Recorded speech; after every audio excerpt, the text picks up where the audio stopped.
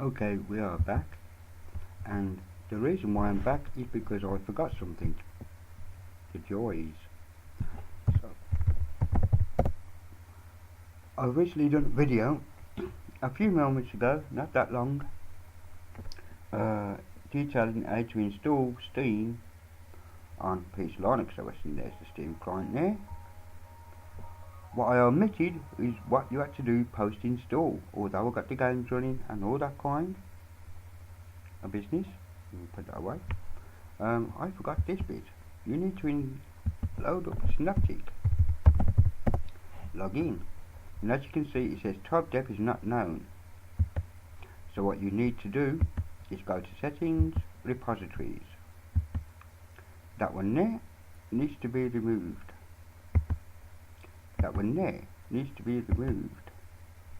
Leaving the other two, the Trinity PPA and the NLUG or any other mirror down there. So click OK. Click OK to close and then reload just to make sure everything's working properly.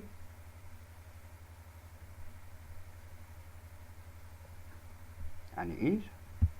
Anyway, I do apologise about that. That was just a silly mistake on my behalf. Yes. Okay, thank you and goodbye, and hope to see you soon.